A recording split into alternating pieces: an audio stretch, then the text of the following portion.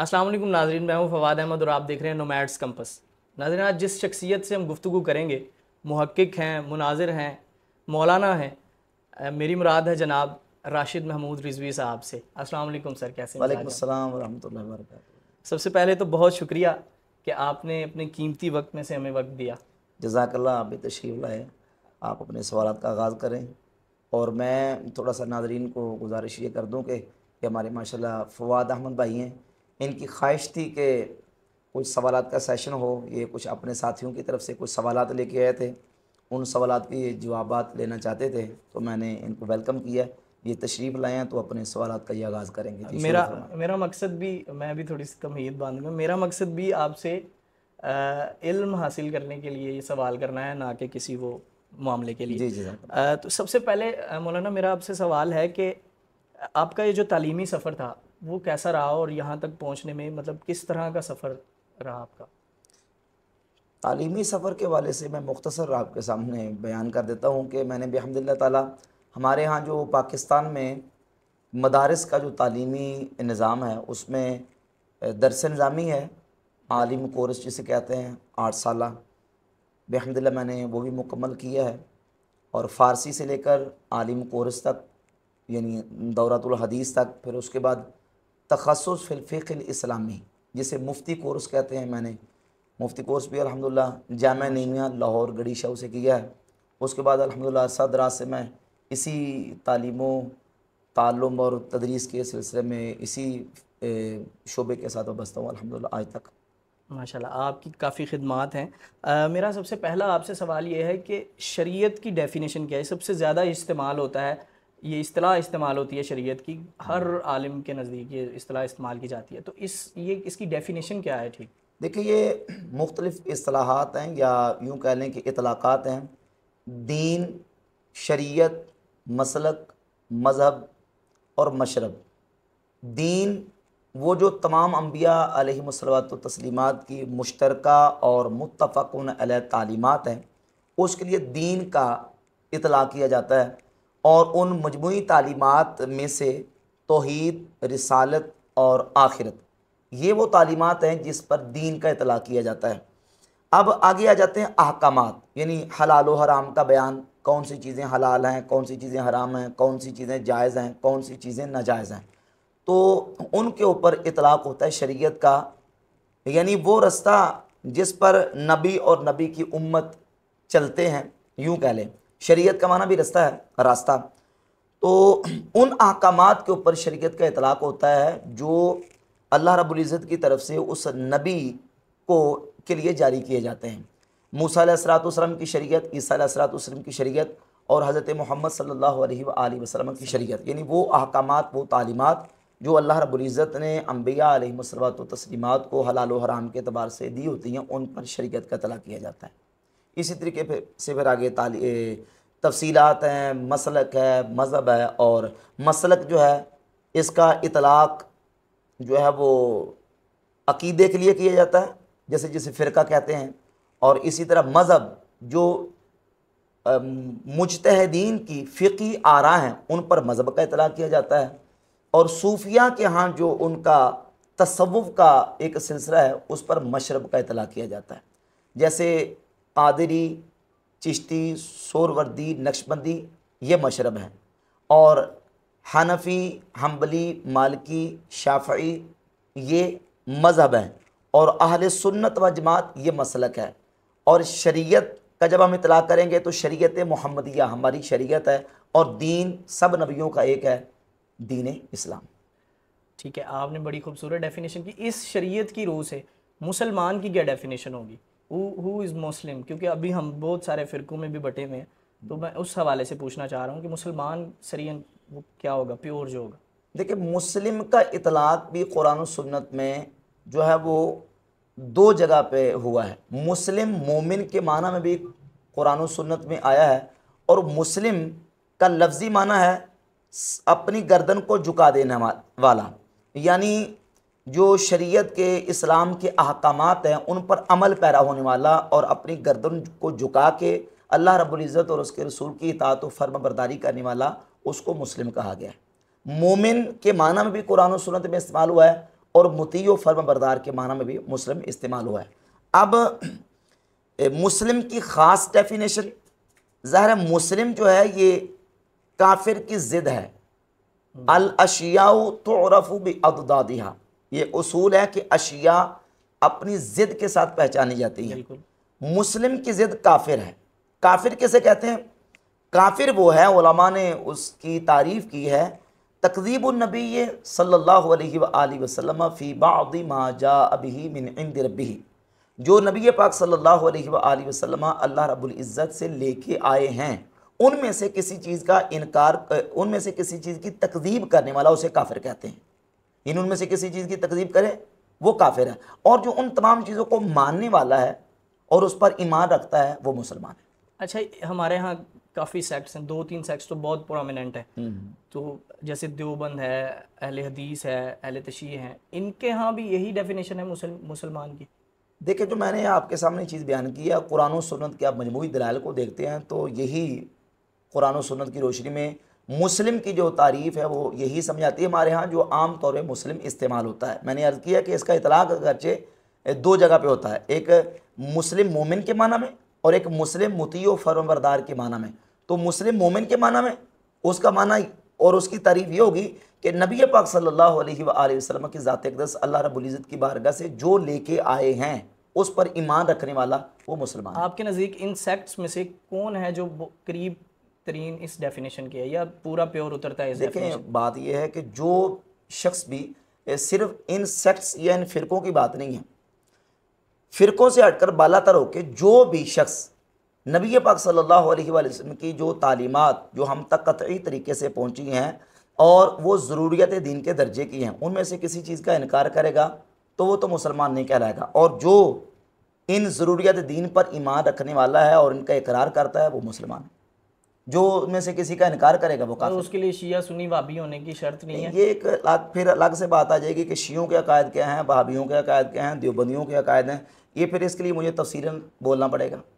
पहले उनके अकायद डिस्कस करने पड़ेंगे कि जो जो इन अकायद का हामिल है, मसलन रवाफिज़ हैं, राफजी हैं, वो रवाफिज़ जो कुरान करीम को नाकिस मानते हैं। इस वक्त जो हमारे हाथों में कुरान मजीद मुसलमानों के पास मौजूद है, इस कुरान को जो नाकिस मानते हैं वो रवाफिज़ हमारे नज़दीक मुसलमान नहीं हैं। इसी तरह जो रवाफिज़ आइमा अहले बैत को अंबिया के बराबर या अंबिया से अफजल मानते हैं वो भी हमारे अहले सुन्नत व जमात के हैं, बल्कि इजमाई तौर पे वो हमारे नज़दीक मुसलमान नहीं हैं। इसी तरीके से उलमाए देवबंद की जो कुफरिया इबारात हैं, जो उन कुफरिया इबारात के कायल हैं या उन कायलीन के कुफर पर मुतले होने के बाद भी उनको मुसलमान जानते हैं, तो उन पर भी वही हुक्म है।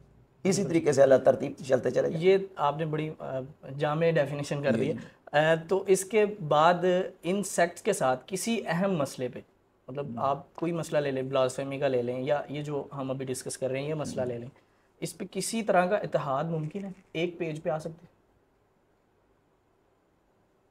एक पे आ सकते हैं। ज़ाहिर है कि जो अकायद हमारे मुजमल है, मुत्तफ़क़ुन अलैह हैं, उन अकायद में जिन जिन लोगों ने डंडियाँ मारी हैं उनको आप फारिग कर दें तो पेज पे आ सकते हैं। लेकिन उनको फारिग किए बगैर तारीख़ में पहले भी पेज पे आए हैं, एक पेज पे। नहीं, वो तो है ना इत्तेफाकी तौर पे किसी ख़ास मसले के लिए, मसलन के मिसाल के तौर पे हमारे उमूर सल्तनत के लिए या मुल्क की बका के लिए कोई ऐसा मौका बनता है, उस मौके पर इकट्ठे होना पड़ता है, तो वो एक अलग इशू है। मजहबी तौर पे या दीनी मौके पर ये कुफ्र वाली बात ख़त्म नहीं हो जाती? नहीं, वो अपनी जगह बाकी रहेगी, वो तो अपनी जगह बाकी रहेगी। अच्छा, जब क़याम पाकिस्तान हुआ है तो क़याम पाकिस्तान के वक़्त कादियानी भी साथ है कि नहीं? उस वक्त तो ये लॉ भी नहीं था ना। लॉ हम शरीयत के पाबंद हैं कि लॉ के पाबंद हैं? यकीनन मुल्क के कानून के पाबंद हैं या दीन की तालीमात के और शरी फतवे के पाबंद हैं? मतलब इसका मतलब कादियानी उस वक़्त क़याम पाकिस्तान के वक़्त पाकिस्तान की तहरीकों के साथ थे कि नहीं? थे बिल्कुल। तो उस वक़्त उनका कुफर मिट गया था? नहीं, बिल्कुल नहीं उनका कुफर ख़त्म हो गया था, लेकिन या उनके कुफर को जनाब वो इग्नोर कर दिया गया था? इस बात से मैं आपका ये पॉजिटिव तासुर ज़रूर लूँगा कि चाहे वो जितने भी काफिर हों उनके साथ किसी एक मसले पर इत्तेहाद किया जा सकता है। आप इसके कायल हैं? मसलन थोड़ी तफसील बयान करेंगे तो फिर ये ना, मसलन जैसे जिस तरह मैंने पीर कहा अली ना, शाह साहब के साथ सब ने इत्तेहाद किया या वो भी मुत्तफिक थे कादियानियों के ख़िलाफ़, ठीक है, उस मसले पे ये सब इकट्ठे हुए, फिर जमात अली शाह साहब वाले मामले पे, तो इस तरह अभी भी मुमकिन है ये इत्तेहाद? देखिए जहाँ मैंने अर्ज़ किया कि उमूर सल्तनत जो है ना वो मुस्तस्ना है। वैसे असल हुक्म ये है कि किसी ऐसे बंदे के साथ जिसके अकायद कुफरिया हों या वो मुर्तद की कैटेगरी में आता हो, हत्ता कि गुमराह भी हो, शरई उसूलों की रोशनी में उसके साथ इत्तिफाक इत्तिहाद हराम है। बल्कि उसके साथ तो किसी किस्म की जो मुआलात हैं वो शरन जायज़ नहीं है। हाँ, जहाँ कहीं उमूर सल्तनत का मसला आ जाए, आला हज़रत इमाम अहले सुन्नत रहमतुल्लाह अलैह ने फतावा रज़िया के अंदर लिखा है कि जो उमूर सल्तनत है वो इससे मुस्तस्ना है। कहीं ऐसा मौका बन जाए तो वो सूरत मुस्तस्ना है, ऐसी कोई वहाँ हो मिसाल सकता सहाबा कराम या अंबिया में मिलती है कि कुफार से इस तरह का कोई इत्तेहाद हुआ हो अमूर सल्तनत के हवाले से?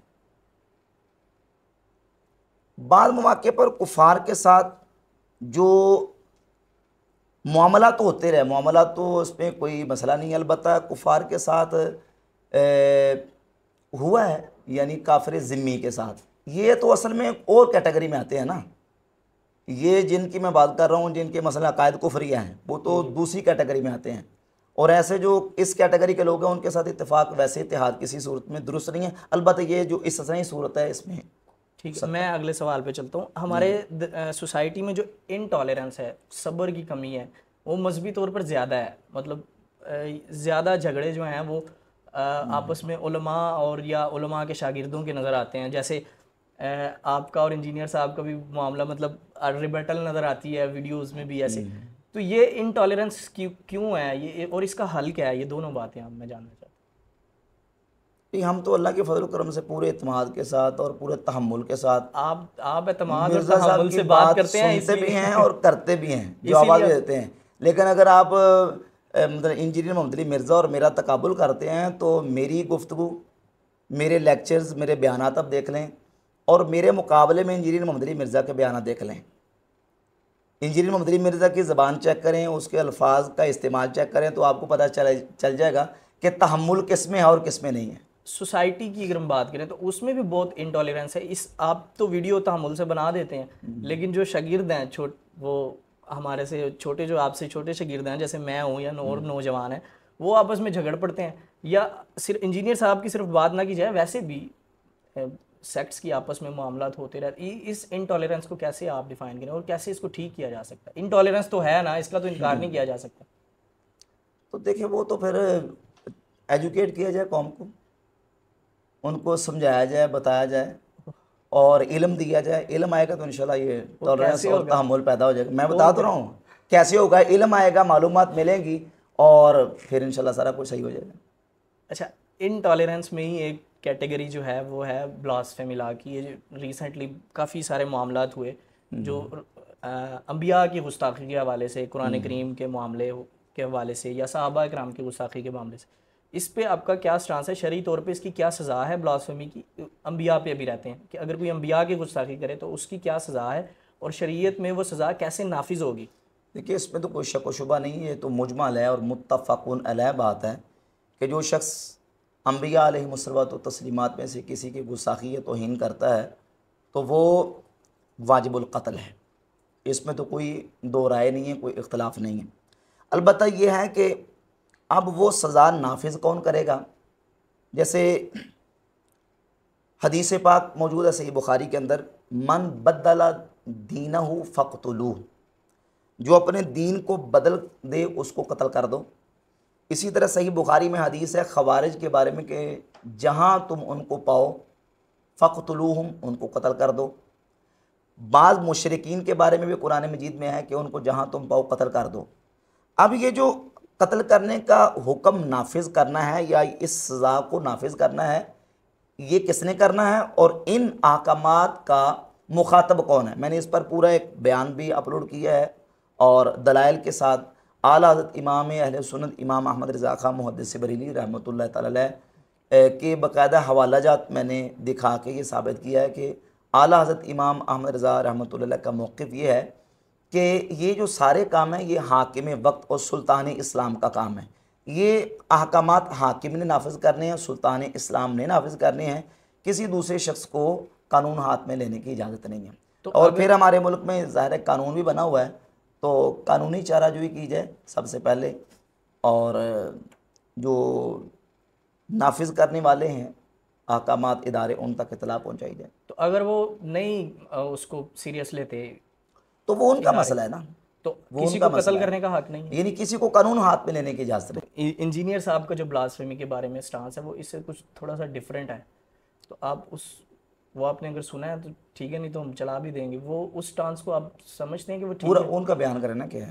उनका ये है कि ब्लास्फेमी का ला जो है वो इस तरह नहीं, पहले हम ये नोयत देखेंगे कि गुस्ताखी है भी कि नहीं, और वो यहाँ पे कोई अहल नहीं है इसके कि वो बताए कि गुस्ताखी। नहीं, ये तो बिल्कुल बातिल बात है। ये यानी दुनिया में जो मर्जी कोई अपनी ज़बान से बकता रहे तो इसका मतलब ये है कि ब्लास्फेमी हो ही नहीं है। ये उन्होंने कहा है। तो इसको चैलेंज करना पड़ेगा ना इस बात को। जी, वो भी यही कहते हैं कि पहले इसको चैलेंज करें, बाद में जो दावे वो करते हैं कि ये भी ब्लास्फेमी, ये भी गुस्ताखी है, तो उसको कौन डिफाइन करेगा ये गुस्ताखी है कि नहीं है। यानी आप वो अपने कमरे में बैठ के जिसको मर्जी गुस्ताखी डिक्लेयर करता रहे, और बाकी उलमाए दीन उनके पास कोई अथॉरिटी नहीं कि वो बताएं कि ये गुस्ताखी है। तो ये उलमा का काम है, साहब फतवा का काम है कि वो फतवा देंगे, और उस फतवे से वाज़ेह होगा कि हाँ ये ब्लास्फेमी है, ये गुस्ताखी की कैटेगरी में चीज़ आती है, तौहीन रिसालत के ज़िम्मे में चीज़ आती है। अगर ये तौहीन रिसालत वाले सारे वाज़े तौर पर आपने कहा कि वो वाजिबुल कतर हैं और हुकूमत इसके बारे में जो भी इकदाम करेगी, तो ये जो सेक्ट्स हैं इनके बारे में भी इसी तरह का तासुर है अहले सुन्नत में कि वो मतलब उनके यहाँ गुस्ताखियों वाले मामलात हैं, तो उनके साथ क्या? भाई बात ये है कि जिसका साबित हो जाएगा, ये जो इंजीनियर साहब एक बहतान लगाते हैं बल्कि कि इमाम हमज़ा बरेलवी ने हुसामुल हरमैन में लिखा कि उनको सबको ये सब वाजिबुल कत्ल, उनका कत्ल कर दो। हालांकि ख़ुद इमाम अहमद बरेलवी रहमतुल्लाह अलैह ने हुसामुल हरमैन के हाशिए में ही लिखा है, जहाँ जहाँ हरमैन तय्यबैन के उलमा ने ये बात लिखी ना कि वो वाजिबुल कत्ल, तो नीचे उसके हाशिए में लिखा है कि भाई ये आपने तंबीह है, आपको गौर करना है आपने कि ये जो अहकामात हैं ये वक्त के हाकिम के लिए, कानून हाथ में लेने की इजाज़त नहीं है। तो बाकी जो फ़िरक़ों के हवाले से बात है कि जिसकी भी गुस्ताखी साबित होगी, जो भी तौहीन रिसालत का मुर्तकिब होगा, वो किसी भी फ़िरक़े से ताल्लुक़ रखता हो, चाहे वो अपने आप को कोई भी चाहे वो अपने आप को बरेलवी कहता हो, तो गुस्ताखी है ना, जो भी करेगा उसको हम गुस्ताखी की कैटेगरी में लेके आएंगे।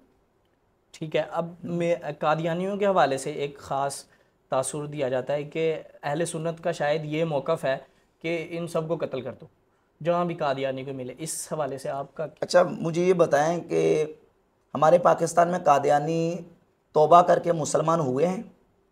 मुझे इसका इल्म नहीं है। कितने लोग हैं जो दावा करते हैं कि हम भाई कादियानियों से मुसलमान हो गए? बिल्कुल करते हैं। अच्छा, पाकिस्तान के अंदर कादियानियों के मराकज़ हैं? बिल्कुल। उनकी इबादत गाहें हैं? बिल्कुल हैं। उनके मराकज़ हैं, तो क्या लोग रोज़ाना तलवारें लेके उनके मराकज़ में चले जाते हैं? रोज़ाना तो नहीं, लेकिन मंथली तो कोई ना कोई इशू होता है। देखिए वो चीज़ें होती हैं जज्बाती तौर पे, बाज़ मकामात पे इस तरह की चीज़ें हुई हैं, लेकिन ओवरऑल तो ऐसा नहीं होता। तो इन चीज़ों के लिए आपका क्या मौक़िफ़ है? इस तरह तो कानून बना है पाकिस्तान के अंदर, मुल्क के अंदर कानून मौजूद है, तो कानून के हिसाब से चलना चाहिए, कानून हाथ में नहीं लेना चाहिए। तो वो कादियानी तो उस कानून को मानते ही नहीं, तो उस हवाले से कोई कानून नहीं। भाई आपके लिए तो कानून है ना कि आप कानून हाथ में नहीं ले सकते, वो कादियानी नहीं मानते, लेकिन पाकिस्तान का कानून तो आपके लिए तो है ना। बिल्कुल। तो आप तो माने ना कानून को। ठीक है। इसके बाद अच्छा, दो कानून हैं जिनको कंपैरेटिवली पहले तो शायद ये नहीं था तासुर, लेकिन इंजीनियर मोहम्मद अली मिर्ज़ा साहब ने इस पे पूरी वीडियो बनाई है और उनका पूरा बयान है इस पे कि ब्लास्फेमी से बड़ा गुनाह है शिर्क। तो आप इसको कैसे कंपैरेटिवली कैसे देखते हैं, शिर्क को और ब्लास्फेमी को? क्योंकि शिर्क का तो बराह रास्त है ना कि ये माफ़ी नहीं है इसकी कोई, लेकिन ब्लास्फेमी के बारे में वो समझते हैं कि कुछ ना कुछ निकल सकता है। तारुल कारी साहब ने भी बयान दिया हुआ है कि उसमें कुछ ना कुछ हीला निकल सकता है। तो इस बारे में आपका क्या तासुर? देखिए, शिर्क तो सबसे बड़ा गुनाह है, इसमें कोई शक नहीं है, और तौहीन रिसालत भी छोटा गुनाह नहीं, ये भी बड़े गुनाहों में से है। अलबत्ता ये है कि हमारे जो आइमा मुजतहिदीन और बड़े अकाबिर उलमा हैं, जब गुस्ताखी रसूल और एहानत रसूल के हवाले से फतवे लिखते हैं, तो उसमें एक बहुत बड़ी तादाद है उलमा की कि जिन्होंने इसको सराहत के साथ लिखा है कि चूँकि तौहीन रिसालत का ताल्लुक़ यानी हुकूकुल्लाह के साथ भी है और हुकूकुल इबाद के साथ भी है। रसूलुल्लाह सल्लल्लाहु अलैहि वसल्लम के ज़ात अक़दस का भी इसमें हक़ है। तो तौहीन रिसालत करने वाला वो इस एतबार से मुजरिम डबल हो जाता है कि उसने अल्लाह रब्बुल इज़्ज़त के हक़ को भी पामाल किया है और रसूलुल्लाह सल्लल्लाहु अलैहि वसल्लम के हक़ को भी पामाल किया है। शिरक करने वाला अगर वो तौबा करता है तो अल्लाह रब्बुल इज़्ज़त का ऐलान है कि अगर वो सच्चे दिल से तौबा करता है तो उसकी माफ़ी है।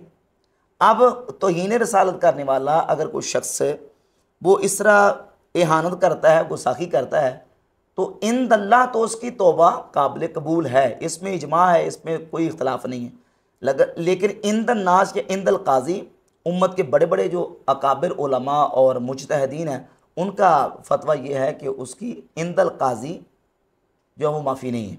अलबत्ता जो हमारे आइमा अहनाफ हैं, जो हमारे बड़े आइमा इमाम आज़म अबू हनीफ़ा रहमतुल्लाह अलैह, इमाम अबू यूसुफ रहमतुल्लाह अलैह और इमाम अबू जाफ़र तहावी अलैहिर्रहमा, वो कहते हैं कि अगर वो तौबा कर लेता है तो उसकी भी तौबा कबूल कर ली जाएगी। मतलब कोई गुस्ताखी करके तौबा करता है तो उसकी तौबा कबूल की जाए, तौबा कबूल कर ली जाएगी। ये आइमा अहनाफ का मौक़िफ़ है। और अगर वो आदतन ये करता है और इसको आदत बना लेता है, बार बार करता, तो फिर फतवा यही कि उसको कत्ल किया जाएगा। तो अब उसकी आपने माफ़ी नहीं। मेरा ख्याल है पूरा कॉन्सेप्ट चेंज कर दिया गुस्ताखी के हवाले से। मैंने इस पर पूरा रिकॉर्ड करवाया हुआ है, चेंज नहीं किया, मैंने पूरी रिकॉर्डिंग करवाई हुई है, पूरा मेरा बयान, बल्कि एक नहीं कई बयान मेरे इस पर रिकॉर्ड है। मुझे बड़ा अच्छा लगा, ये बड़ा मुस्बत बयान है आपकी तरफ से, और जिसकी जो जितनी तारीफ़ की जाए मेरा ख्याल है कम है। लेकिन हम इस इस्लामिक सिस्टम को जिसकी मैं और आप बात कर रहे हैं, इम्प्लीमेंट कैसे कर सकते हैं सोसाइटी पे? क्योंकि गवर्नमेंट की तरफ से तो हमें इतना कुछ नज़र नहीं आता, लेकिन हम अपने तौर पे या गवर्नमेंट के साथ भी हमें लाहक करके तो कैसे इम्प्लीमेंट किया जा सकता है? इम्प्लीमेंट तो देखिए ना, कानून बना हुआ है। अब ये जो हुक्मरान है हमारे, उन्होंने इसको अप्लाई करना है। हमारा कोई मतलब हमें हाँ, इफरादी हम तौर कानून हाथ में नहीं ले सकते, वरना फिर ये है कि मन बदला दीन हो फ़क़्तुलहू, जो मुर्ताद हो जाए उसको कत्ल कर दो। ये सही बुखारी की हदीस है। तो जो भी देखेंगे हम उसको पकड़ के, फिर तो सारे ही एक दूसरे को कत्ल कर दें। अच्छा, मेरा अगला सवाल आपसे मौलाना ये है कि सूफ़ीज़म के बारे में अक्सर बात करते हैं, हमने उलमा को देखा है, क्या ये कोई अलग टर्म है इस्लाम से? इसको बहुत ज़्यादा क्रिटिसाइज़ किया जाता है इंजीनियर मोहम्मद अली मिर्ज़ा साहब की तरफ से भी। मेरा ख्याल है उनकी डिबेट की जो अगर 4 नीयें हैं तो 3 यही हैं कि सूफ़ीज़म जो है उसने बिगाड़ पैदा किया है। अभी उन्होंने पिछले दिनों तागूत भी कहा सूफ़ीज़म को, तो उस हवाले से आपका क्या ख्याल है? देखिए ये तासुब है, तशद्दुद है।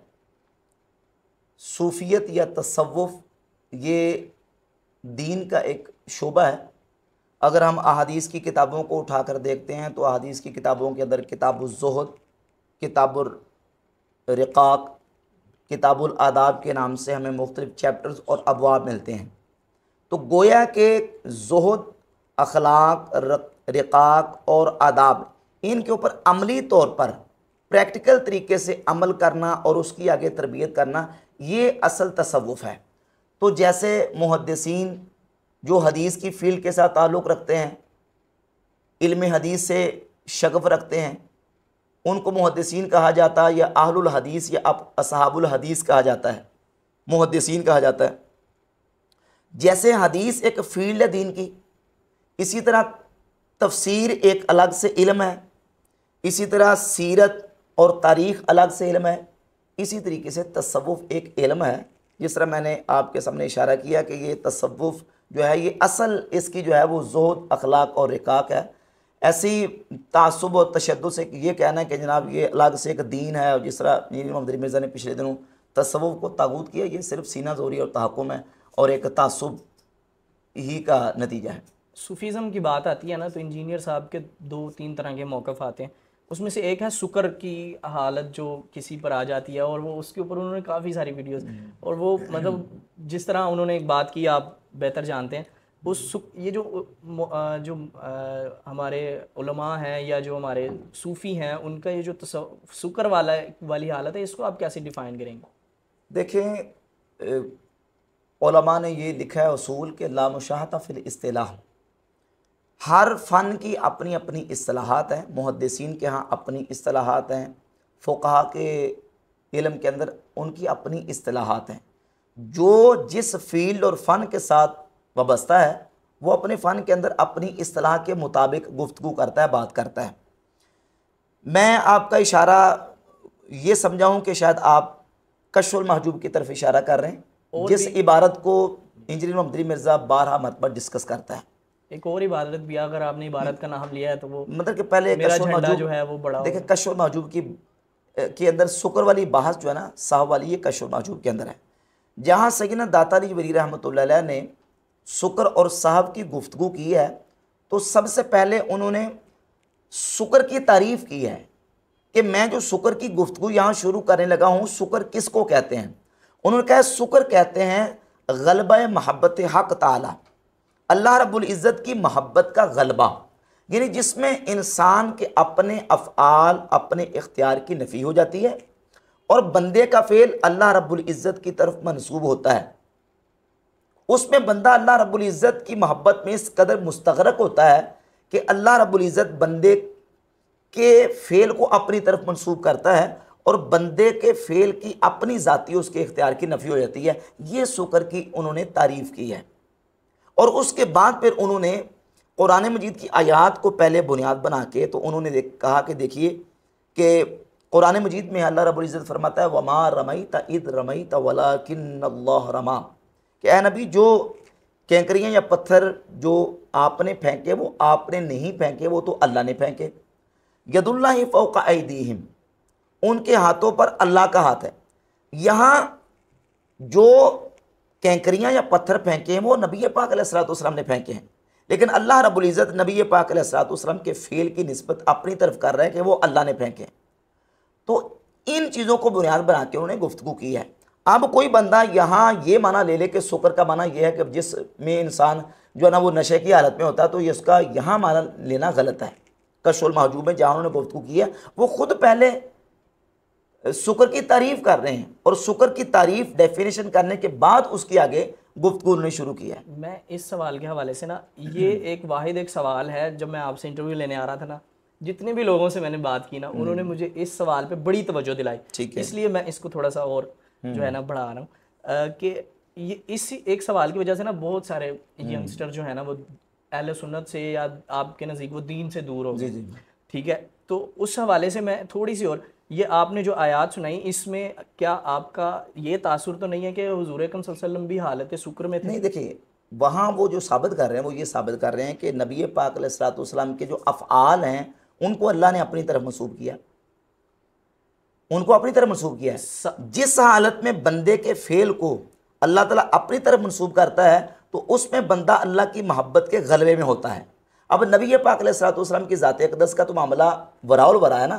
अब सूफिया जब ये इस्तेमाल करते हैं ना टर्म शुक्र वाली, तो वो कहते हैं कि यानी उस हालत को कि जिसमें बंदा अल्लाह की मोहब्बत के गलबे में है, अल्लाह की मोहब्बत का उस पर गलबा है और उसके अपने फ़ेल की नफ़ी हो जाती है और जो बंदा करता है उसका फ़ेल अल्लाह की तरफ उसके बाद मंसूब जो होता है। बयान वो देता है शुक्र की हालत में कुछ सूफी, और वो अगर गैर शरीयत के वाज़ेह तौर पर शरीयत के नाफे हो या डायरेक्टली या इनडायरेक्टली किसी भी तरह शरीयत के नाफे हो, तो क्या उसको मानना चाहिए? बिल्कुल हरगिज़ नहीं। तो देखिए ये दाता साहब की किताब में जो ये लाइन है, ये इसके बारे में फिर सुन लेना पूरी बात। इसी बात को इमाम ज़हाबी ने सीर व अलामिन नुबला के अंदर जिक्र किया है और उन्होंने सूफिया के वो औकात जब वो गलबा हालत के वक़्त होते हैं ना, उनके ऊपर हालत का गलबा होता है, ये इमाम ज़हाबी ने सीर व अलामिन नुबला में जिक्र किया। तो वो कहते हैं कि उस वक़्त उनसे कलम उठ जाता है और यानी उनके मामलात को उस वक़्त लपेट तो ख़त्म कर दो, क्योंकि वो इस हालत में हैं कि जिस वक़्त इंसान के अपने फ़ेल और अपने अमल का उसको इख्तियार नहीं रहता, तो ऐसी हालत में शरीयत का कलम नहीं चलता। और ऐसी हालत में उनसे जो सरजद हुए अफ़आल हैं या उनसे अक़वाल ज़ाहिर होते हैं वो काबिल तक़लीद और काबिल इत्तिबा नहीं है। तो ये लिखे क्यों गए फिर किताबों में? हाँ, लिखे क्यों गए? लिखे इसलिए गए, पहली बात तो ये कि बहुत सारे अक़वाल व अफ़आल ऐसे हैं कि जिनका तो असलन सबूत नहीं है सनद सही के साथ, और जिनका सबूत है लिखे गए हैं तो वो ये बताने के लिए लिखे गए हैं, जिस तरह इमाम ज़हाबी ने सीर व अलामिन नुबला के अंदर लिख दिया, इसलिए लिखे गए हैं कि ये गलबा हालत के वक़्त सादर हुए हैं, ये काबिल इत्तिबा और काबिल तक़लीद नहीं है, इसलिए लिखे गए हैं। इसके अलावा एक और भी वो बायज़ीद बस्तामी रहमतुल्लाह अलैह के बारे में कि उन्होंने कहा कि मेरा झंडा क़यामत के दिन जो है वो उससे ये एक वाज़ेह और लिखी हुई है और कई उलमा इसको सुनाते भी हैं महफ़िलों में। तो उन ये भी इसीलिए सुनाते हैं कि नहीं माननी है। देखें, ये जिस किताब के अंदर लिखी गई है ना, मसलन तज़किरा अतार, तज़किरतुल औलिया शेख फरीदुद्दीन अतार की किताब है, उसके अंदर लिखी गई है। शेख फरीदुद्दीन अतार ने इस बात को और इस हिकायत को जहाँ जिक्र किया है, वहाँ भी इसी चीज़ को वाज़े करने के लिए जिक्र किया है कि लोग उन पर इल्ज़ाम लगाते हैं और उनके बारे में ये कहते हैं कि देखिए उन्होंने जो है ना वो ये कह दिया कि मेरा झंडा नबी पाक अलैहिस्सलाम के झंडे से भी ऊंचा होगा। ऊंचा होगा, उन्होंने ये कह दिया। हालांकि वो तो नबी पाक अलैहिस्सलाम की जो शान व अज़मत है उसका इस कदर लिहाज रखते थे कि ख़ुद उन्होंने बायज़ीद बस्तामी का पीछे वाक़या पूरा बयान किया है कि बायज़ीद बस्तामी फरमाते कि अल्लाह ताला ने ख्वाब की हालत में मुझे इस कदर बुलंदी अता फरमाई कि मैं इतना बुलंद चला गया कि मुझे और कोई शय अपनी ज़ात के अलावा नज़र नहीं आई। तो कहते हैं जब मैं पूरी बुलंदी पर चला गया तो इतनी बुलंदी पर पहुँच के भी जब मैंने देखा तो नबूवत का कदम जो है वो मेरे सर से ऊपर और बाला था। यानी विलायत में वली किसी भी बुलंद मकाम पे पहुंच जाए वो नबूवत के बराबर भी नहीं हो सकता, उससे ऊपर जाना तो दूर की बात है। ये नतीजा निकाल रहे हैं। फिर ये बात बयान करने के बाद शेख फरीदुद्दीन अतार ने आगे ये वाक़या जिक्र किया है कि देखो उनकी तरफ ये बात की जाती है कि उन्होंने ये कहा कि मेरा झंडा नबी पाक अलैहिस्सलाम के झंडे से भी बुलंद होगा। तो जो नबी पाक अलैहिस्सलाम की इज़्ज़त और उनकी शान का इतना लिहाज रखता हो, वो ये कैसे हो सकता है कि वो ये बात नबी पाक अलैहिस्सलाम के बारे में करें। ये इसको समझें कि एक्सप्लेन करने के लिए इस बात को उन्होंने नकल किया है। एक और वाक़या मैं इस हवाले से डिस्कस करना चाहता हूँ, हज़रत इमाम अबू हनीफा रहमतुल्लाह अलैह के बारे में। जी। ये कई जगह सुना भी, तकरीरों में पढ़ा तो नहीं मैंने कहीं, इसलिए मैं आपसे जी कि उन्होंने अल्लाह ताला को भी मतलब उनकी ज़ियारत भी कर ली और नबियों की ज़ियारत भी कर ली। ये सिर्फ इमाम अबू हनीफा रहमतुल्लाह अलैह नहीं, मैंने इस पर पूरा बयान रिकॉर्ड करवाया और मैंने ये बताया है कि मैं 100 हवाला उम्मत के औलिया, असलाफ़ उम्मत, आइमा मुहद्दिसीन, बुखारी मुस्लिम के रुवात और बड़े बड़े अजिल्ला जो आइमा मुहद्दिसीन उनके हवाले जात पेश कर सकता हूँ कि उनका भी ये दावा है कि उन्होंने ख्वाब की हालत में अल्लाह रब्बुल इज़्ज़त का दीदार किया। और इब्न, एक मिनट में आपकी बात काट रहा हूँ माजरत के साथ, यहाँ तो वो हुजूर अकरम सल्लल्लाहु अलैहि वसल्लम ने अल्लाह का दीदार किया, ये बड़ी कंट्रोवर्शियल सी बात है। तो इस कंट्रोवर्सी में हमारी तरफ से ये मौक़िफ़ जाना कि उलमा ने या सूफिया ने अल्लाह का दीदार किया है, तो क्या आपको लगता है ये असल में ना आप थोड़ा सा मसले को खलत मलत कर रहे हैं। दो चीज़ें हैं, ज़रा समझें। एक है जागते हुए अपनी आंखों से अल्लाह रब्बुल इज़्ज़त का दीदार करना, ठीक है, ये नबी पाक सल्लल्लाहु अलैहि वसल्लम की ज़ात अक़दस का ख़ासा है। सैयदना अब्दुल्लाह इब्न अब्बास रज़ियल्लाहु ताला अन्हुमा से सही हदीस है, इमाम नसाई की सुनन कुबरा के अंदर और बहुत सारी और किताबों के अंदर ये हदीस सही हदीस है कि अब्दुल्लाह इब्न अब्बास रज़ियल्लाहु ताला अन्हुमा फरमाते हैं अल खुल्लतुल इब्राहीम वल कलामुल मूसा व रुयतुल मुहम्मदिन सल्लल्लाहु अलैहि वसल्लम कि अल्लाह ताला ने खलील इब्राहीम अलैहिस्सलाम को बनाया और कलीम मूसा अलैहिस्सलाम को बनाया, व रुयतुल मुहम्मदिन सल्लल्लाहु अलैहि वसल्लम और अपना दीदार मोहम्मद मुस्तफ़ा सल्लल्लाहु अलैहि वसल्लम को अता फरमाया। दुनिया में सर की आंखों से जिस हस्ती ने अल्लाह रब्बुल इज़्ज़त का दीदार किया है वो मोहम्मद रसूलुल्लाह सल्लल्लाहु अलैहि वसल्लम की ज़ात अक़दस है। इमाम इब्न हजर मक्की हैतमी ने फतावा हदीसिया के सफ़ा 200 पे लिखा है, वो फरमाते हैं कि जो शख्स ये कहे कि मैंने अपनी आँखों से अल्लाह रब्बुल इज़्ज़त का दीदार किया है तो हम उसकी तकफ़ीर करते हैं, हम उसको काफिर कहते हैं जो ये कहे कि मैंने अपनी आँखों से जागते हुए अल्लाह रब्बुल इज़्ज़त का दीदार किया है। हाँ, ख्वाब की हालत में अल्लाह रब्बुल इज़्ज़त का दीदार तो ये न सिर्फ मुमकिन है बल्कि वाक़ई है। इमाम इब्न हजर अस्कलानी ने अपनी किताब फतुल बारी शरह सहीह बुखारी के अंदर उन्होंने लिखा है कि जो ताबीर रोया के उलमा हैं उनका इस बात पर इत्तिफाक है, इत्तिफाक कि अल्लाह रब्बुल इज़्ज़त का ख्वाब में दीदार हो सकता है, नंबर 1। नंबर 2, इब्न तैमिया ने अपनी किताब बयान तलबीस अल जहमिया में लिखा है कि मैं उस शख्स को पागल ही समझता हूँ कि जो ये कहे कि ख्वाब में अल्लाह का दीदार नहीं हो सकता। ये इब्न तैमिया ने लिखा है। अब सुनते जाएं ज़रा। इब्न तैमिया कहता है वो पागल ही हो सकता है जो कहे कि ख्वाब में अल्लाह ताला का दीदार नहीं हो सकता। इमाम इब्न हजर फरमाते हैं कि जो ताबीर रोया के उलमा है उनका इत्तिफाक है ख्वाब में अल्लाह का दीदार हो सकता है। सुनन दारमी के अंदर इमाम दारमी ने पूरा चैप्टर कायम किया और उसमें इमाम मोहम्मद बिन सीरी रहमतुल्लाह अलैह जो कि ताबई हैं, हज़रत अबू हुरैरा के शागिर्द हैं, हज़रत अनस बिन मालिक रज़ियल्लाहु ताला के शागिर्द हैं, इमाम इब्न सीरीन फरमाते हैं कि जिसने ख्वाब में अल्लाह ताला को देखा तो इसका मतलब यह है कि वो जन्नत में दाखिल होगा। ये इसकी तबीर है, इब्न सीरीन बयान कर रहे हैं। और आगे चलिए, मुस्नद अबी याला के अंदर रिवायत है, सैयदना इमाम हसन मुज्तबा रज़ियल्लाहु ताला अन्हु फरमाते हैं कि मैंने ख्वाब में अल्लाह रब्बुल इज़्ज़त का दीदार किया। मोजमुल औसत के अंदर हदीस है, रकबा बिन मस्कला ताबी हैं, बहुत पढ़े, और ये सनद हसन के साथ रिवायत है। वो कहते हैं मैंने ख्वाब में अल्लाह रब्बुल इज़्ज़त का दीदार किया। इमाम औज़ाई कहते हैं मैंने ख्वाब में अल्लाह ताला का दीदार किया। सीर उलाम नुबला के अंदर इमाम अहमद बिन हंबल कहते हैं मैंने अल्लाह ताला का ख्वाब में दीदार किया। और आखिरी वाले सिलसिले में सुन लें, इमाम इब्न बिल आसिम की किताब किताबुस सुन्ना, उसके अंदर सैयदना अबू बकर सिद्दीक रज़ियल्लाहु ताला अन्हु से रिवायत है। उसमें बाकी सारे रावी सिका हैं, एक रावी जो ना उसकी तौसीक नहीं मिल सकी, बाकी सारे सिका रावी हैं। सैयदना अबू बकर सिद्दीक रज़ियल्लाहु ताला फरमाते हैं सबसे अच्छा ख्वाब यह है कि इंसान ख्वाब में अल्लाह ताला को देखे। ये सारे दलाइल मौजूद हैं। तो ख्वाब में अल्लाह रब्बुल इज़्ज़त का दीदार न सिर्फ मुमकिन है बल्कि वाक़ई है। उम्मत के इतने औलिया ने अल्लाह ताला का दीदार किया है कि जिनको जुटाया नहीं जा सकता। कुरान और हदीस के हवाले से अगर इसी टॉपिक पे बात करें तो हमें कुरान और हदीस में हमें ये हवाला जात मिलते हैं कि जन्नती जो होंगे उनको अल्लाह करीम अपना दीदार करवाएगा हशर के मामलात के बाद जन्नत में जाने के बाद।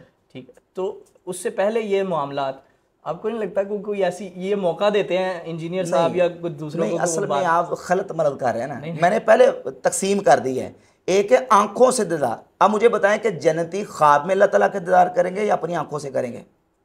वो तो यकीनन आंखों से करेंगे। तो आंखों की बात हो ही नहीं रही, वो तो मैंने पहले क्लियर कर दिया कि जागती आंखों से, अपने सर की आंखों से अल्लाह का दीदार, ये दुनिया में नबी पाक अलैहिस्सलातु वस्सलाम की खुसूसियत है। और इसके साथ में और आपको बात साथ मिला दूं कि मिर्ज़ा साहब ये भी कहते हैं कि देखें जी, मूसा अलैहिस्सलातु वस्सलाम ने अल्लाह ताला की बारगाह में अर्ज़ की, या अल्लाह मैं तुझे देखना चाहता हूँ। मैं भी यही, चलिए आप कहना चाहते थे ना, मैंने आपको याद करवा दिया कि वो ये कहता है कि मूसा अलैहिस्सलाम ने कहा या अल्लाह मैं तो तुझे देखना चाहता हूँ, तो अल्लाह ताला ने फरमाया कि आप मुझे नहीं देख सकते। तो मूसा अलैहिस्सलाम को तो अल्लाह ताला का दीदार हुआ नहीं। अब हमारा सवाल ये है कि मूसा अलैहिस्सलाम ने क्या ये कहा था कि या अल्लाह मैं तुझे ख्वाब में देखना चाहता हूँ? मूसा अलैहिस्सलाम ने तो कहा था कि अनजुर इलैक, मैं तुझे आंखों से देखना चाहता हूं, क्योंकि वो आंखों से देखने का मुतालबा कर रहे थे। और आंखों से, अपने सर की आंखों से दुनिया में अल्लाह ताला का दीदार, ये अल्लाह ताला ने मुहम्मदुर रसूलुल्लाह सल्लल्लाहु अलैहि वसल्लम के लिए रखा है।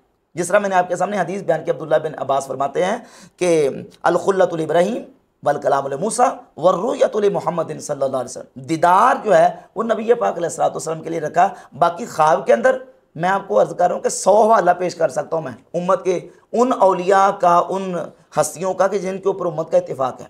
हुज़ूर अकरम सल्लल्लाहु अलैहि वसल्लम ने फरमाया कि जिसने मुझे ख्वाब में देखा उसने यकीनन मुझे ही देखा, क्योंकि शैतान जो है मेरी शक्ल में नहीं आ सकता।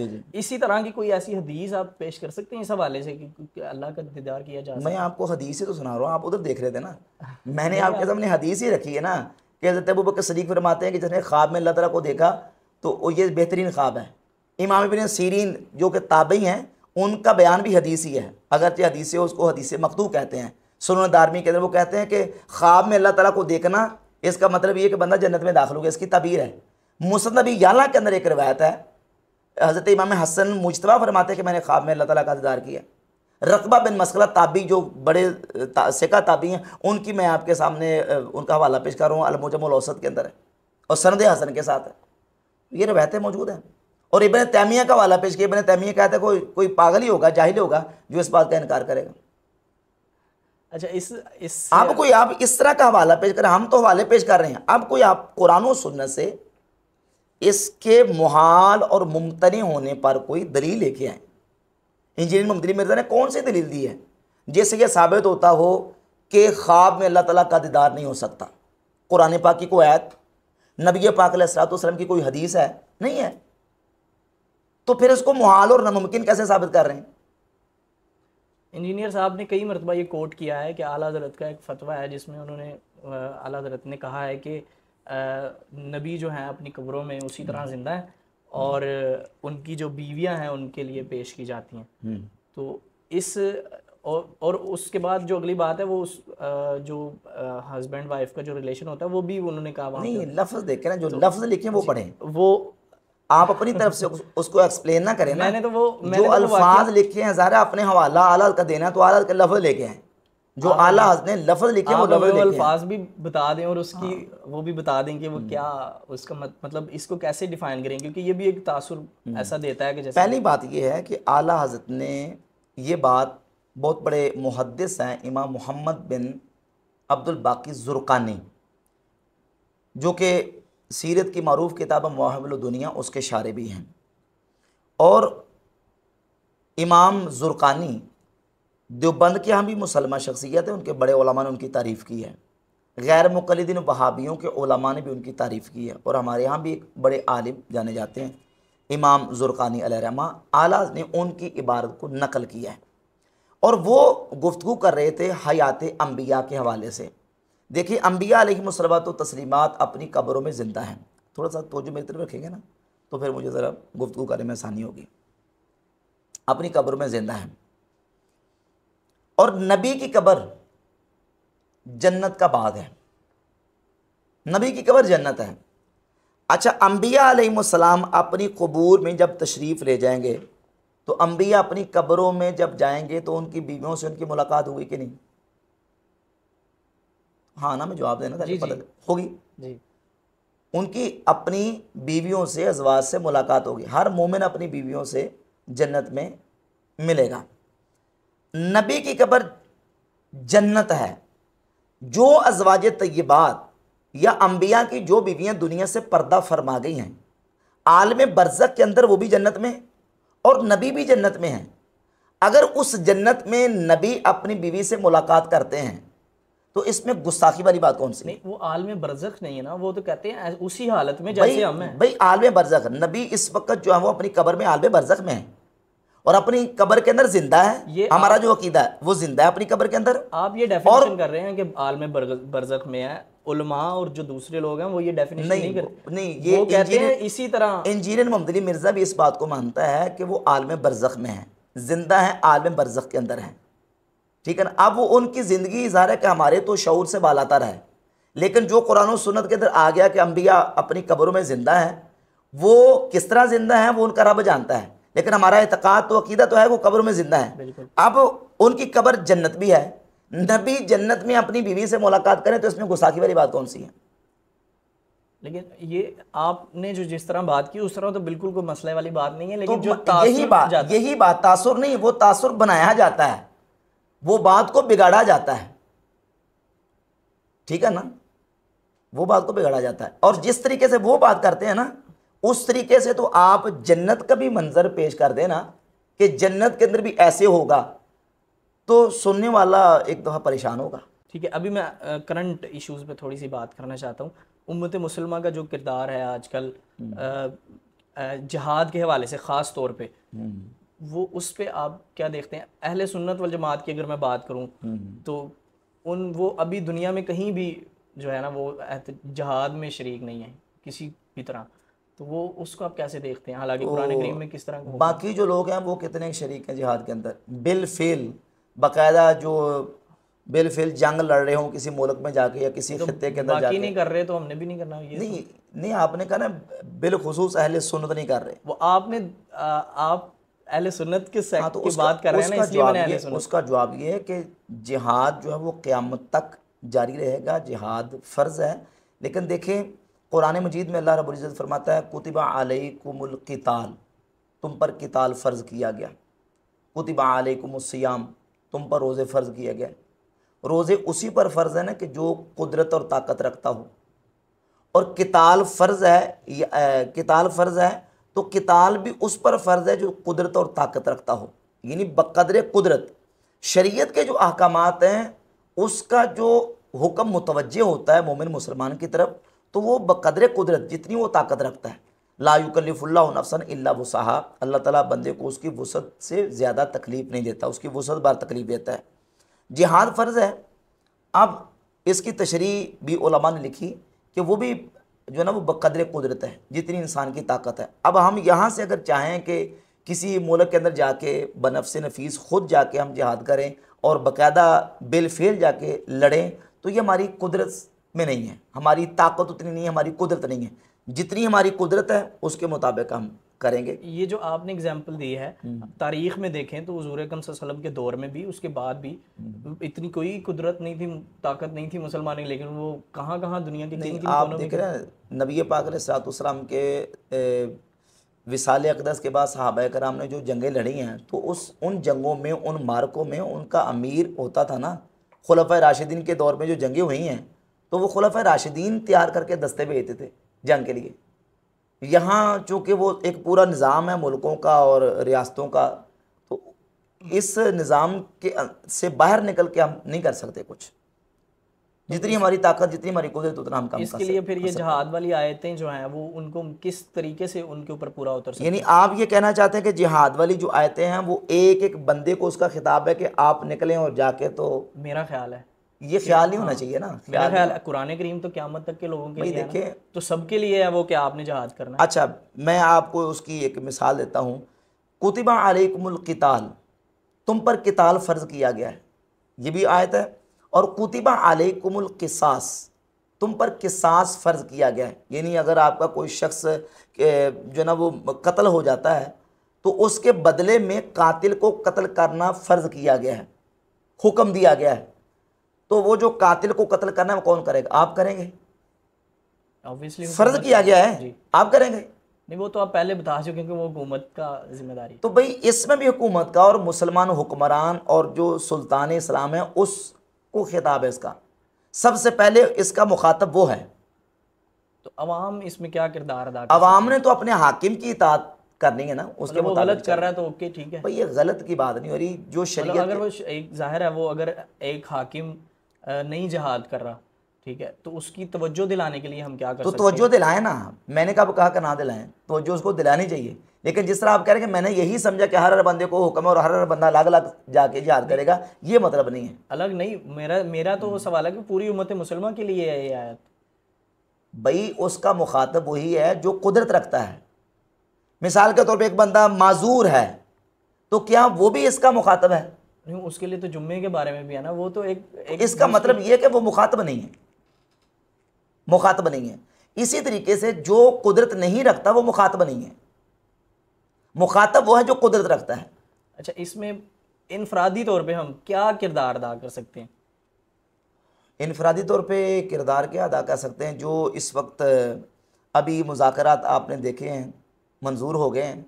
इनफरादी तौर पे तो यही हो सकता है कि हम जितना हो सकता है उनकी प्रोडक्ट्स का बाइकाट करें और अपनी तरफ से माली तौर पे या और दीगर जो ज़राए हैं उन ज़राए से उनका साथ दें। ठीक है। अभी पिछले कुछ अरसे में, कुछ 4-5 साल में अहले सुन्नत में कुछ ग्रुप सामने आए हैं जो हज़रत अबू बकर सिद्दीक़ की विलायत पे जो उनका था, उनकी अफजलियत पे, ठीक है, और फिर हज़रत अमीर मुआविया रज़ियल्लाहु ताला अन्हु के बारे में, या फिर ईमान अबी तालिब पे, जो मतलब ये 3-4 ग्रुप्स बन गए। आप इसके बारे में इनको कैसे देखते हैं? इनको इकट्ठा किया जा सकता है या इनमें से किस ग्रुप के जो है ना वो आप? ये तकरीबन यूँ समझ लें कि अहले सुन्नत के नज़रियात से जो मुतसादिम ये नज़रियात जो जमहूर और इजमाई हमारे अकायद व नज़रियात हैं जमहूर के, और हमारे इजमाई अकायद हैं, उनके ख़िलाफ़ जो एक टोला कह लें या एक तबका अलग वकू पज़ीर हुआ है, ये तकरीबन तीनों उन्हीं के नज़रियात हैं।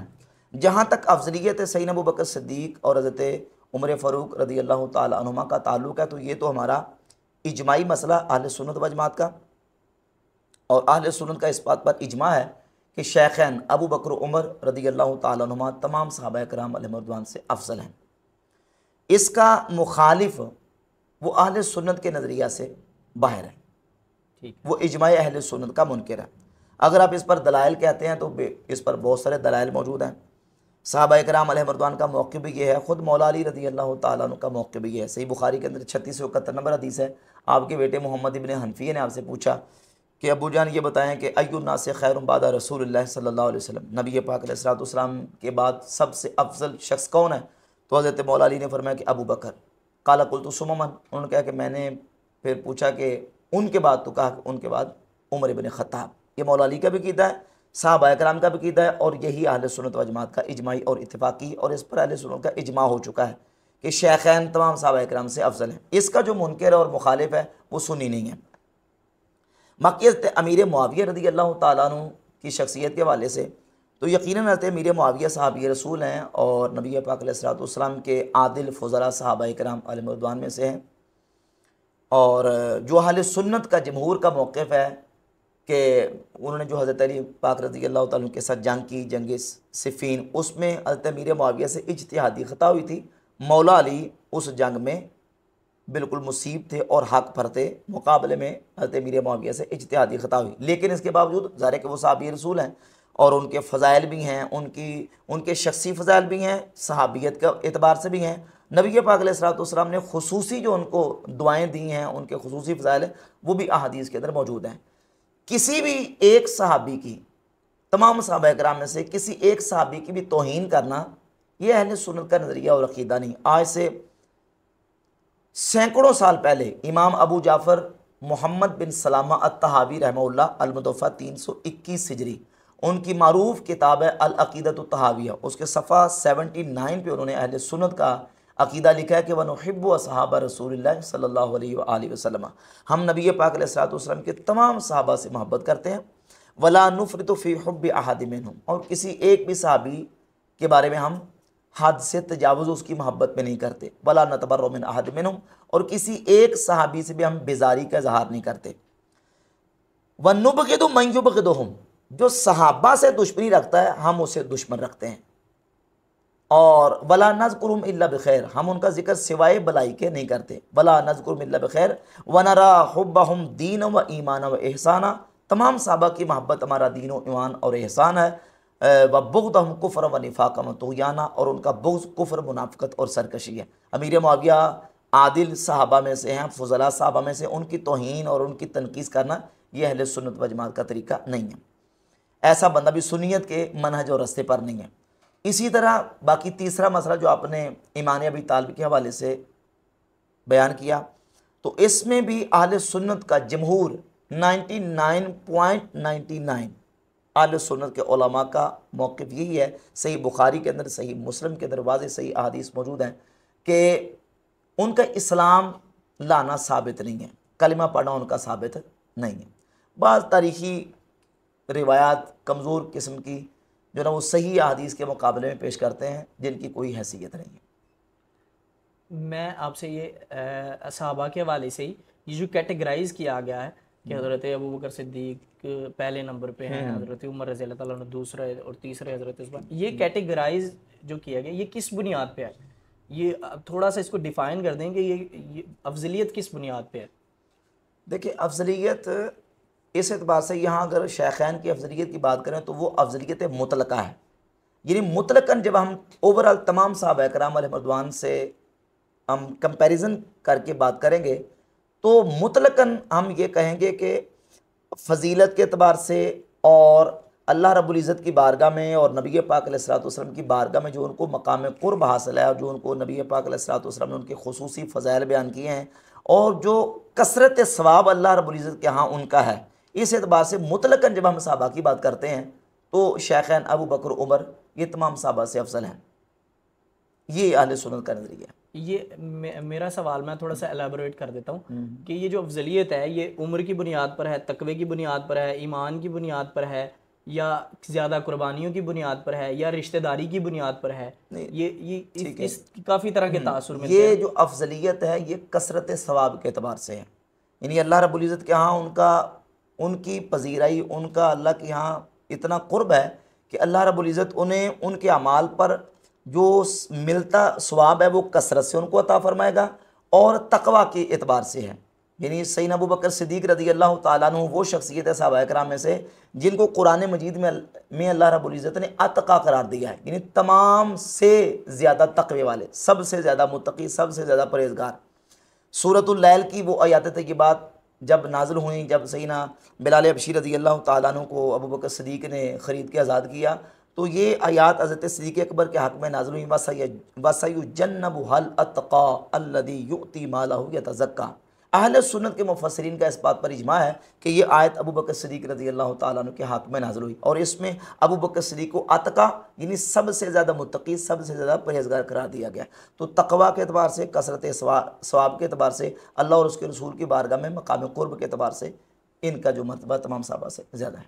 मेरा एक सवाल फ़िरका वरीयत के हवाले से हम कर रहे थे, तो उसमें एक रह गया था, तो वो मैं चाहता हूँ कि वो जी मैं अब जी। इसको उसको कर लूँ कि जब हम गैर मुस्लिम की किसी की तबलीग करने की कोशिश करते हैं, तो वो हमें एक ताना देता है कि तुम तो खुद जो है वो बटे हुए हो, कोई सुन्नी है, कोई वाबी है, कोई शिया है, तो मैंने किधर जाना है, मुझे बताओ।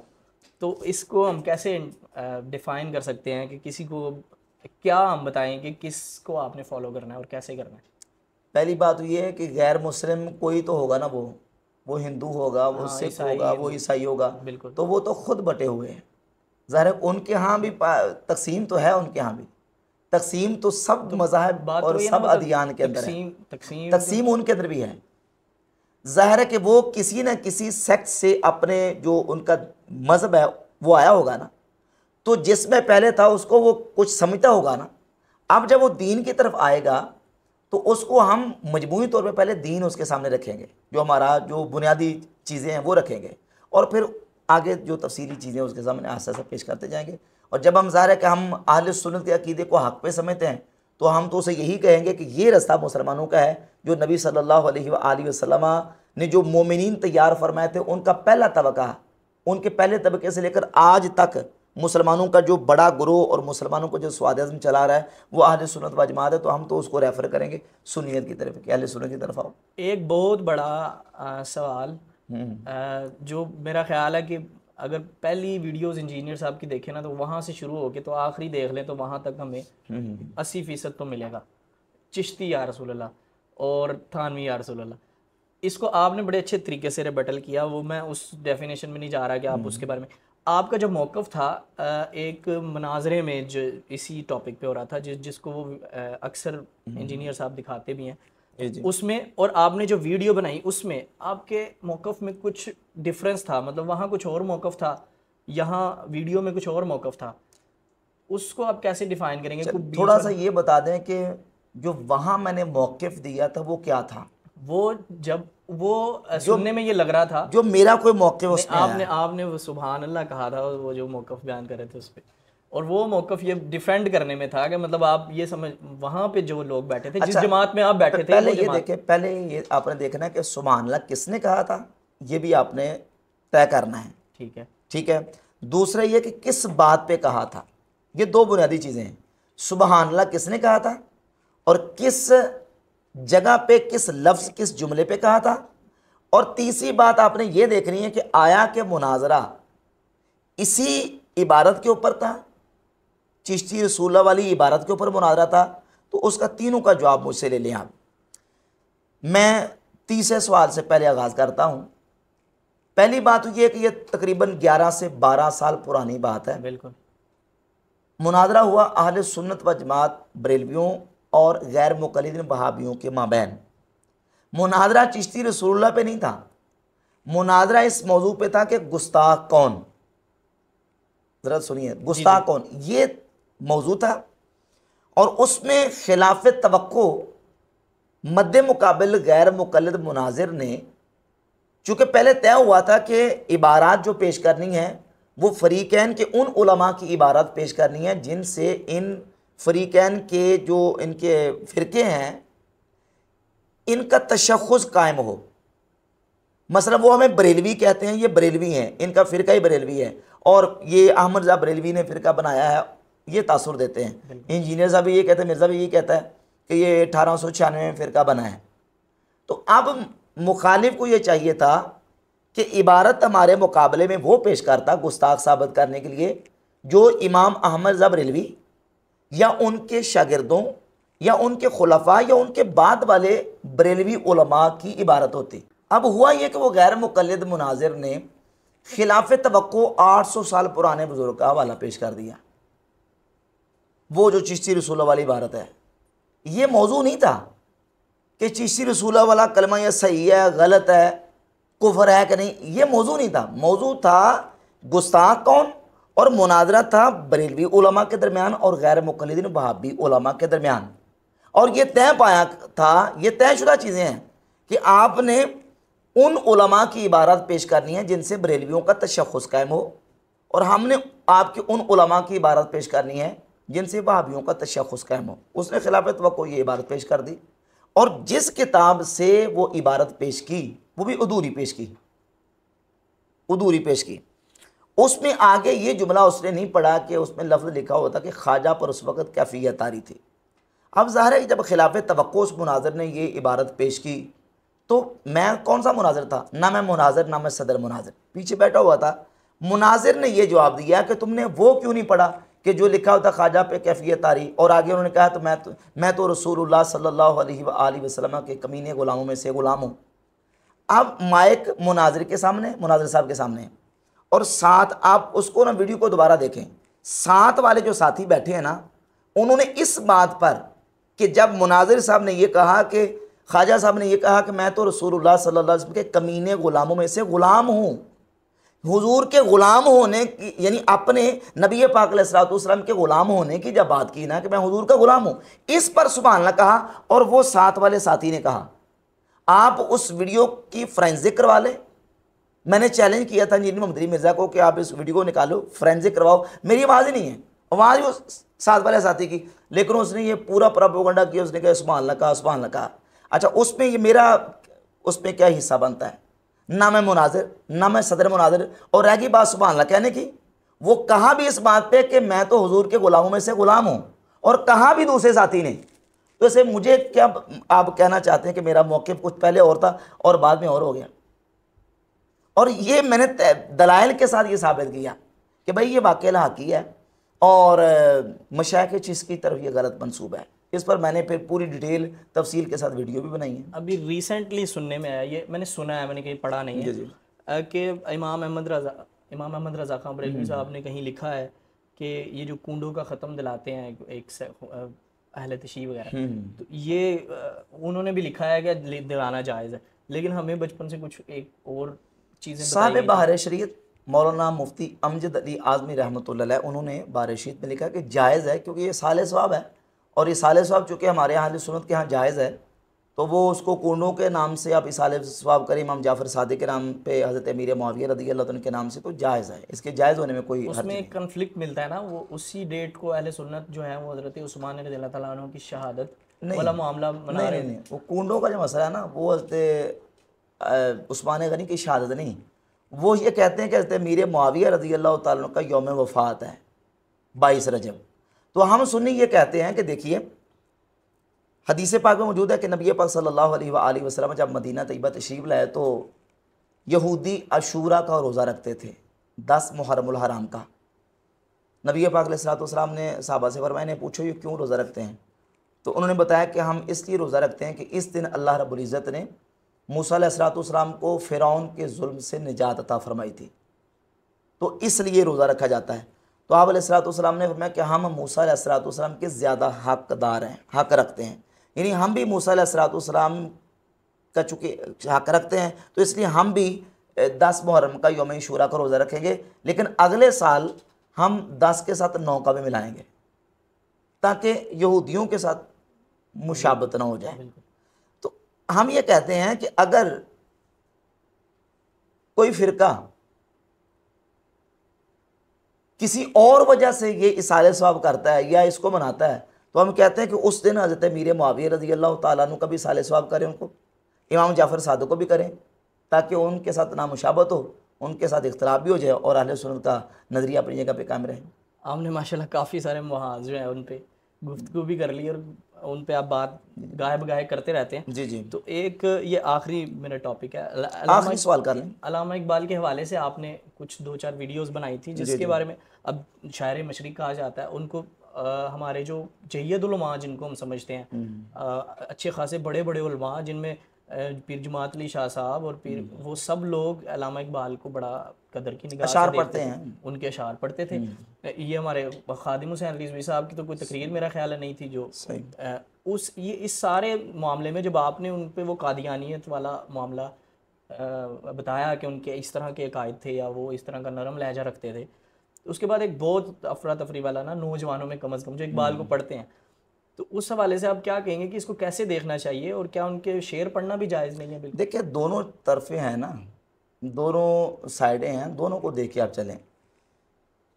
जो मैंने बातें की हैं डॉक्टर इकबाल के हवाले से, उसके मैंने प्रूफ पेश किए हैं, दलाइल पेश किए हैं। अब एक तबका वो है जो बिल्कुल इंतहा पे खड़ा है, उनको मादरजाद वलीउल्लाह साबित करने के दर पे है। अच्छा। हैं, लेकिन दूसरी तरफ ये चीज़ें भी मौजूद हैं। मसलन मलका विक्टोरिया के मरने पर डॉक्टर इकबाल ने 110 शेर लिखे हैं मरसिया, और उसका शेर पढ़ूँ मैं आपके सामने। जी जी। ए हिंद तेरे सर से उठा साया खुदा, एक गम गुसार तेरे मकीनों की थी चली गई, उठी है मैयत शाह की ताज़ीम के लिए, इकबाल उड़कर सरे राह गुजार हो। ये मलका विक्टोरिया की शान में। अब आ जाएं सिखों के गुरु नानक। गुरु नानक की शान में कुलियात इकबाल के अंदर पूरी नज़म है, और उसमें गुरु नानक को मर्द कामिल लिखा और कहा कि फिर उठी सदा तौहीद की पंजाब से, हिंद को एक मर्द कामिल ने जगाया ख्वाब से। फिर आज हिंदुओं के रामचंद्र की शान में पूरी नज़म लिखी है डॉक्टर इकबाल ने। इसी तरीके से आप अगर मुख्तलिफ मकातब, ये नज़म लिखने से उनके ईमान पे क्या फ़र्क पड़ता है? देखिए यहाँ ईमान तो डिस्कस नहीं हो रहा, यहाँ उनकी जो दोनों जहतें हैं ना ज़िंदगी की, वो मैं आपके सामने रख रहा हूँ। ठीक है कि भाई अगर ये चीज़ें हैं ना कि मोहम्मद से वफ़ात उन्हें तो हम तेरे हैं, ये जहाँ चीज़ें कि अल्लाह कलम तेरे हैं, तो ये चीज़ें भी मौजूद है। तो ये बात अच्छा, अगर ये बाद में हो, मतलब थोड़ी तरतीब अगर हम चेंज कर लें। नहीं ऐसे नहीं, ऐसे नहीं है कि बाद में है, ऐसे 1853 ऐसे नहीं है। 1853 में एक रेफरेंस में, ज़्यादा रेफरेंस वाली बात नहीं। पहले मेरी पूरी बात सुने ना, फिर उसके बाद आप बात कर लें। ये चीज़ें मौजूद हैं। अब जहाँ तक कादियानियों के हवाले से है, तो ये तो तयशुदा चीज़ें हैं इकबालियात के अपने लिटरेचर के अंदर भी, और दीगर और बहुत सारे हवाला जात इस पर मौजूद हैं कि डॉक्टर इकबाल कादियानियों से मानूस भी थे, उनके साथ ताल्लुकात भी थे। जो मोहम्मद अली डलहौजी, जिसको मिर्ज़ा मोहम्मद अली, जो जमात लाहौरिया का बानी था, उसके साथ आखिरी वक्त तक डॉक्टर इकबाल के मरासिम और ताल्लुकात रहे। जमात अहमदिया लाहौर जिसे कहा जाता है, कादियानियों के एक जो ये लाहौर वाली शाख है, इनके साथ आखिर दम तक ताल्लुकात रहे। डॉक्टर इकबाल के जो बड़े भाई थे शेख अता मोहम्मद, वो भी मिर्ज़ा ग़ुलाम कादियानी के बैत याफ्ता थे। मिर्ज़ा ग़ुलाम कादियानी ने अपने 313 मुखलिस जो मुरीदीन की फहरिस्त शाये की है, उसमें डॉक्टर इकबाल के बड़े भाई अता मोहम्मद का नाम भी मौजूद है। हम भाई का तो नहीं, इकबाल की बात करते हैं भाई।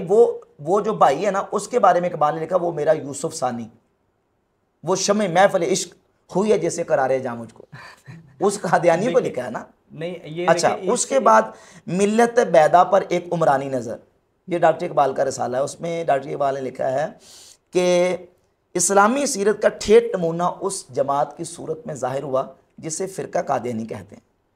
इसी कादियानियों के बारे में 1850, मैं सिर्फ एक रेफरेंस दूंगा 1853 अब मेरी पूरी बात होगी तो फिर आप देंगे रेफरेंस, फिर मैं उसका जवाब दूंगा। ठीक है, चले मैं इसी पर एक जना वो इक्तिफा करता हूँ कि ये सारी चीज़ें मैंने रखी हैं कि देखे इकबाल की ज़िंदगी के अंदर ये चीज़ें भी मिलती हैं। 1935 में अल्लामा इकबाल ने एक पटिशन लिखी जिसमें उन्होंने लिखा कि अहमदी कम्युनिटी को नॉन मुस्लिम करार दिया जाएगा। ये बर्रे सगीर में पहली मरतबा उनको नॉन मुस्लिम कहने की जो बात हुई वो अल्लामा इकबाल की तरफ से हुई थी।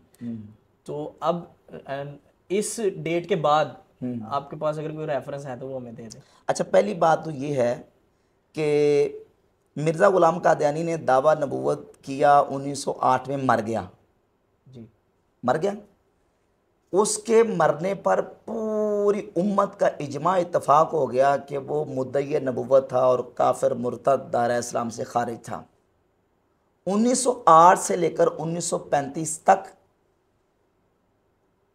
देखिए वो तो हज़रत उमर रज़ियल्लाहु ताला अन्हु का वाक़या भी है ना, किस यार नियत से जा रहे थे। नहीं, इसका मतलब ये निकला कि 35 तक इकबाल साहब के नज़रिया ठीक नहीं थे। ठीक नहीं भी थे, आपकी बात अगर मान भी ली जाए नहीं तो वो फिर माने ना मैं कि ये चीज़ें मौजूद थी, 35 तक ये चीज़ें मौजूद थी। अब रहेगी बात 35 के बाद की, मैं उधर भी आऊँगा, 35 के बाद की तरफ भी आऊँगा। 35 से पहले की तो क्लियर कर लेना। इसका मतलब ये है कि 35 से पहले आप क्लीन चिट नहीं दे सकते उनको। देखिए ये सारी चीज़ें उनकी ज़िंदगी के अंदर मौजूद हैं। अच्छा, अब रह गई 1935 के बाद की बात।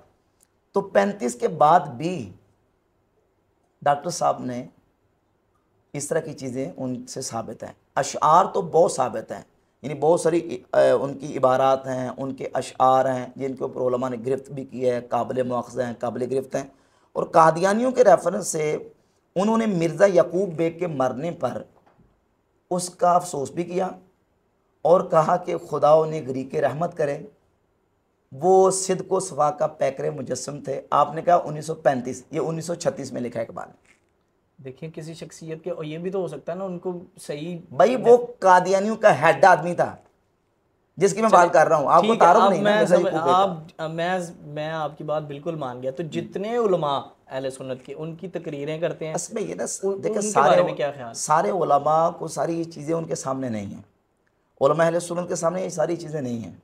देखिए आप किसी भी आलिम से जाके पूछ लें कि देखिए कि ये चीज़ें आपने पढ़ी हैं, देखी हैं, वो कहेंगे नहीं, हमारी तो नज़र से नहीं गुजरी ये चीज़ें। जब आप खुद कह रहे हैं कि मेरे दादाजी बड़े एक्सपर्ट थे इकबालियात के, तो दादाजी ने आपको ये सारी चीज़ें बताई नहीं बताई, इसका मतलब ये कि उनके पेश नज़र नहीं थी। मेरे पास काफ़ी सारे रेफरेंसेस हैं उनके लिखे हुए जो ये साबित करते हैं कि अल्लामा इकबाल कादियानियत से बड़े मुतनफ़र थे और उनके बड़े ख़िलाफ़ थे। भाई गुजारिए कब अगर हमें ये मिल गया है कि वो खिलाफ थे तो मेरा ख्याल है पॉजिटिव बात ले लेनी चाहिए। मैं कौन सा मतलब कि कुल्हाड़ा लेके खड़ा हूँ, लेकिन गुजारी ये है कि ये चीज़ें हैं उनकी ज़िंदगी के अंदर। और जहाँ तक आपने 1935 की बात की, इस पर ही बहस हो सकती है कि 1935 में जो इख्तलाफ चला है वो इख्तलाफ क्यों चला है। अब इस पर बात हो सकती है। पंजाब कौंसल की सदारत है, कश्मीर कमेटी की सदारत है, ये कुछ सियासी इशूज़ भी हैं, ये ऑन द रिकॉर्ड मौजूद है। ठीक है, तो फिर उन उलमा के बारे में क्या, वो कैसे ये हो सकता है कि जी आपने किसी को नहीं मतलब बताया, कोई एक मिसाल हो? देखिए मैं तो आगाही ही दे सकता हूँ, जिस तरह मैंने चीज़ें सोशल मीडिया पे नहीं डिस्कस की, मैंने दिखाई हैं ऑन कैमरा, हवाला जात दिखाए हैं, सारी चीज़ें लोगों के सामने रखी हैं। मेरे तो इस पर बयान बकायदा क्लिप्स मैंने रिकॉर्ड करवाए हैं कि डॉक्टर इकबाल साहब का ये मौक़िफ़ था, ये नज़रिया था, मतलब कि वहाबी गैर मुक़ल्लिदीन के बारे में ये था, देवबंदियों के बारे में ये था, और आगा खानियों के बारे में ये था, कादियानियों के बारे में ये था। ये उनके इशार हैं जिस पर उलमा ने कलाम किया है, और ये उनके काबिल मुआख़ज़ा जो ना वो उनके खतूत हैं, उनके कलाम से मैंने बहुत सारी चीज़ें पेश की। अच्छा, इससे आप प्योर उनको कादियानी समझते हैं या उसके अलावा? नहीं, मैंने कभी नहीं कहा, मैंने ना अपने, इसीलिए मैंने आपसे सवाल किया कि मैंने अपने ना बयान में कहा है, ना मेरा कोई इस तरह का कोई आप रेफरेंस या कोई इस तरह का कोई हवाला कोई नहीं दिखा सकते। अगर हम ये इबारतें, लेट्स सपोज हम इसको वे ऑफ कर देते हैं, क्या इबारतें कौन सी? जैसे ये चिश्ती रसूलुल्लाह वाली ये तमाम इबारतें किताबों से निकाल देते हैं, मतलब कि इससे क्या दीन पे क्या असर पड़ता है? अगर हम कहते हैं ठीक है, वो जाने बुजुर्ग जाने अल्लाह जाने। यार ये चीज़ें हमारे इख्तियार में नहीं हैं, तो निकाल दें, सारी किताबें ख़त्म कर दें, सारी किताबें हमारी तरफ से ख़त्म कर दें। हम जब किताब, एक मिनट, हम किताब को मौत पर मान ही नहीं रहे, मुस्तरद मान ही नहीं रहे, तो इबारत निकालने का क्या मतलब हुआ? हम तो कहते हैं पूरी किताब ही हमारे नज़दीक किताब ही मुस्तरद नहीं है, ख़त्म होगी बात। ऐसे क्लियरली सर भाई मैंने कहा हुआ है, आप मेरी बयानात आपने सुने नहीं है, मैंने कितनी मरतबा कहा है। मतलब इससे क्लियरली सर बात में क्या इससे बड़ी जिम्मा हो जाएंगे यार, वो बुजुर्ग जाने अल्लाह जाने। यार ये असल में ना आप बड़ा महदूद सवाल कर रहे हैं, ये सिर्फ ये एक किताब नहीं है, ये किताबें हैं। तो हम भी किताबें, और फिर एक मिनट, फिर जिस जिस किताब के बारे में जो बंदा क्लेम करेगा ना कि देखिए इसमें ये चीज़ है, तो उस किताब को भी बैन करना होगा, उस किताब में से इबारत भी निकालनी होगी। उसूली तौर पे ऐसे होता नहीं है, उसूली तौर पे होता ये है कि जिस किताब के अंदर ऐसी चीज़ जो शरीयत से मुतसादिम है, कुरान और हदीस के ख़िलाफ़ हो, उसूली तौर पे होता है कि फुट नोट पे लिखा जाता है कि ये बात कुरान और हदीस के ख़िलाफ़ है। ये उसूल है। किताब के अंदर इबारत को साबित रखा जाता है ताकि आने वालों को भी पता चले कि ये किताब के अंदर थी और इस इबारत के ऊपर उलमा ने ये हाशिया राय की है। बीसियों इसके हवालाजात पेश किए जा सकते हैं कि कितनी ऐसी बातें, मसला हदीसें हैं, मसला इमाम साहब मिशकात हैं, साहब मिशकात में हदीस ले आए बगैर किसी तबसरे के कि यह हदीस सही है, ज़ईफ़ है, मौजू है, मानगढ़, कुछ भी नहीं कहा, हदीस को जिक्र कर दिया। बाद में आने वालों ने उस पर तहकीक की और नीचे लिख दिया कि यह हदीस ज़ईफ़ है, या कहा कि यह हदीस मौजू है। इसी तरीके से तारीख़ की किताबों के हवाले से या सीरत की किताबों के अंदर बहुत सारी ऐसी चीज़ें हैं कि जो शरन दुरुस्त नहीं है, तो उसके ऊपर जो मुहक्किकीन है, रिसर्चर हैं, उन्होंने नीचे लिख दिया कि ये चीज़ जो है ना ये गलत है, या तो ये सनद के एतबार से साबित नहीं है, या ये है कि ये बात कुरान और हदीस के ख़िलाफ़ है, मुहाल है, नामुमकिन है कि अल्लाह के नबी अलैहिस्सलाम से ऐसा सादर हुआ, नीचे आशा लिख दिया। तो इस तरह की जितनी किताबें हैं, उन किताबों के बारे में अगर तो कोई किताब साबित है और उस पहले किताब साबित है लेकिन किताब साबित होने के बावजूद उसके अंदर जो इबारत है ना वो गैर मोतबर है, तो उसके नीचे लिख दे कि ये गैर मोतबर है, ये बात किसी ने मिला दी है, ये लहाकी है या गलत है। उसके बारे में जो लिखना है, जो बनता है वो लिख दे। उसूली तौर पे ये होना चाहिए। किताबों से काट छांट करना या किताबों से निकाल देना, ये मतलब कि जो तसनीफ़ के असूल हैं उनके खिलाफ है।